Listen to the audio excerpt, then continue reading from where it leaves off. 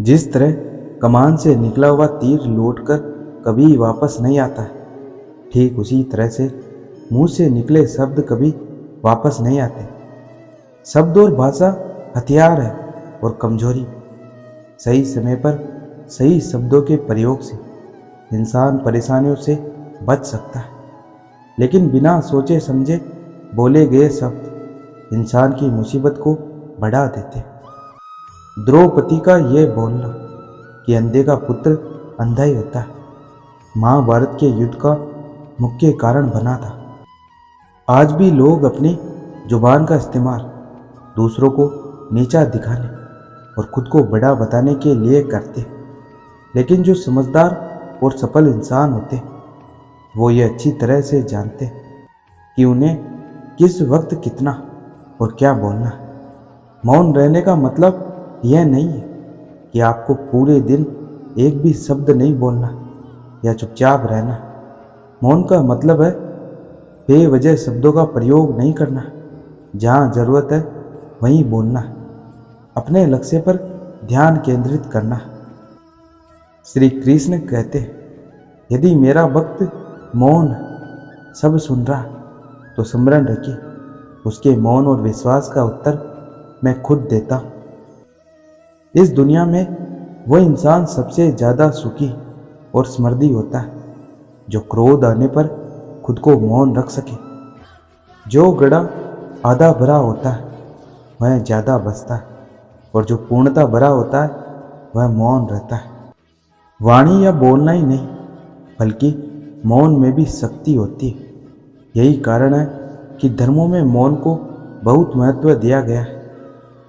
जितना जरूरी हो उतना ही बोले, इससे आपके अंदर सीखने या ग्रहण करने की क्षमता बढ़ती है और बुद्धि भी तीव्र होती है। ऐसा नहीं है कि बुद्धिमान व्यक्ति बोलना नहीं जानते, वह चुप रहते क्योंकि वह जानते कि उन्हें कहाँ बोलना है और कहाँ नहीं बोलना। मौन से विचारों में एकाग्रता आती है और रचनात्मकता बढ़ती है। इसलिए जितने भी साधु संत या तपस्वी हुए, सबने मौन रहकर और ध्यान लगाकर ही इस संसार के सभी ज्ञानों को प्राप्त किया। हमारे जीवन में एक नहीं बल्कि बहुत सारे दुखों का कारण बोलना ही होता है, क्योंकि हमारी समस्या यही है कि हम चुप नहीं रह सकते, हमेशा कुछ ना कुछ बोलते रहते हैं, और आपके बोलने के कारण ही आधे से ज़्यादा दुख निर्मित होते हैं। परिवार में कलह क्लेश का कारण भी हमारा बोलना ही होता है। आप जितनी भूख उतना भोजन खाते, जितनी ज़रूरत उतना कार्य करते, लेकिन क्या आपने इस बारे में कभी सोचा कि आप कितना बोलते हैं? क्या आप उतना ही बोलते हैं जितनी आवश्यकता, या अनावश्यक ही सारे दिन बोलते हैं? इस बारे में कभी अकेले बैठकर जरूर सोचिए कि आज आपने दिन भर में कितना बोला है, क्या बोला है, और सबसे ज़रूरी कि क्यों बोला है। इनमें से कितनी बातें जरूरी थी और कितनी अनावश्यक। जब तक हम बाहर की ओर बोलते रहेंगे, हमारे भीतर अशांति रहेगी। जिस दिन हम मन से चुप हो जाएंगे, तो तब बाहर हमारे मुख से कुछ भी निकले, हम शांति रहेंगे। दुनिया में जितनी बुराइयाँ, परिवार में क्लेश है, पति पत्नी में विवाद है, सब बोलने के कारण ही होते। हम चुप रहना नहीं चाहते, हमेशा सुना देना चाहते, लेकिन व्यर्थ का बोलना ऊर्जा का नष्ट होना होता है। जब कोई आदमी आपके सामने किसी तीसरे आदमी की बुराई कर रहा है, तो तब तुम्हें चुप रहकर बस सुनना चाहिए, अपनी राय व्यक्त नहीं करनी चाहिए, क्योंकि जो आज आपके सामने किसी तीसरे की बुराई कर रहा है, वह कल किसी और के सामने आपकी बुराई भी कर सकता है। यदि आपको किसी घटना या किसी विषय पर अधूरी जानकारी है, तो चुप रहना ही उत्तम है, क्योंकि अधूरा ज्ञान बड़ा घातक होता है। यह आपको हंसी का पात्र भी बना सकता है या फिर किसी मुसीबत में भी डाल सकता है। यदि आपको लग रहा है कि कोई व्यक्ति आपकी भावना, दुख या परेशानी को शब्दों में नहीं समझ पा रहा या वह आपको ध्यान से नहीं सुन पा रहा, तो ऐसे व्यक्ति के सामने चुप रहना ही ठीक है, क्योंकि ऐसे लोगों को आपकी भावना या दुख से कोई मतलब नहीं होता। ऐसे लोगों को आप अपना राज बताकर आप पछताएंगे। जब कोई अपना या कोई सगा संबंधी आप पर क्रोध कर रहा हो, आपका अपमान कर रहा हो या घृणा वाले शब्द कह रहा हो, तो आपको उस वक्त चुप रहना चाहिए, ताकि सामने वाले का क्रोध पूरी तरह से बाहर निकल जाए। आप यदि सही हैं तो उससे कतई माफ़ी न मांगिए और चुप रहकर सही समय का इंतजार करें। वह खुद ही आपसे माफ़ी मांग लेगा या उससे अपनी गलती का एहसास हो जाएगा।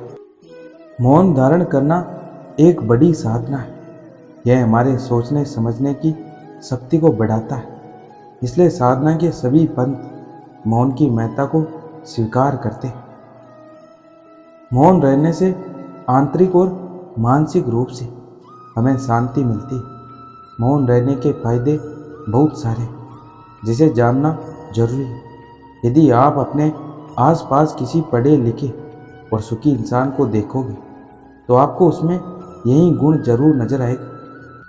मौन रहने से शरीर ऊर्जावान बना रहता है और हम अपने कार्य को बेहतर तरीके से करते हैं। बोलने में भी ऊर्जा लगती है। अगर आप बिना वजह बोल रहे तो अपनी ऊर्जा और क्षमता का दुरुपयोग कर रहे। मौन रहने से हम दूसरों की बातों को अच्छी तरह सुनते और समझते हैं, जिसके कारण हमारे सोचने और समझने की शक्ति बढ़ती है। चुप रहना या कम बोलना आसान काम नहीं होता है। बुद्धिमान लोग ही अक्सर चुप रहते हैं। वो उतना ही बोलते हैं जितनी ज़रूरत होती है। चुप न रहने की वजह से कई बार रिश्तों में दरारें आ जाती हैं। कभी कभार हमें सही होने के बावजूद भी चुप रहना पड़ता है। इसलिए नहीं कि हम डरते हैं, बल्कि इसलिए कि रिश्ते हमें बहस से ज़्यादा प्यारे होते हैं। किसी को भी बदलने में अपनी ऊर्जा मत बर्बाद करो, बल्कि अपनी सारी ऊर्जा का उपयोग स्वयं को रूपांतरित करने में लगाओ, और यही रूपांतरण तुम्हें श्रेष्ठ बनाएगा। जो तुम्हारा मूल्य ना समझ सके उसके सामने कभी प्रेम प्रदर्शन मत करना, क्योंकि ऐसा करने से तुम्हारे प्रेम के साथ साथ तुम्हारी भावनाओं को भी कुचल दिया जाएगा। मौन में ही इतनी ताकत होती है जो व्यक्ति के अंदर की ताकत का अनुभव कराता है। जिस दिन आप अपने अंदर की ताकत को जान लेंगे, आपके लिए कुछ भी असंभव नहीं होगा। मौन रहने से आत्मसंतुष्टि बढ़ती है, जिसके कारण अभाव में भी संतुष्ट होकर लक्ष्य को प्राप्त करने का प्रयास करते हैं। इससे लक्ष्य प्राप्ति आसानी से होता है। विचार ऐसे रखो कि तुम्हारे विचारों पर भी किसी को विचार करना पड़े। सिर्फ सूरज के निकलने से ही सवेरा नहीं होता है, विचारों को बदलने से भी एक नया दिन होता है। इंसान को मुश्किलों की कड़वाहट नहीं, अच्छे वक्त की मुस्कुराहट ज़्यादा सताती है। हर समस्या का समाधान होता है। जीवन अगर मुश्किल है तो आसान भी होता है। जो दिल की सुनता है वो रास्ता बेहतर नहीं बेहतरीन चुनता है। झूला जितना पीछे जाता है उतना ही आगे भी आता है। इसी तरह अगर जिंदगी का झूला भी पीछे जाए तो डरिए मत, वो आगे भी जाएगा।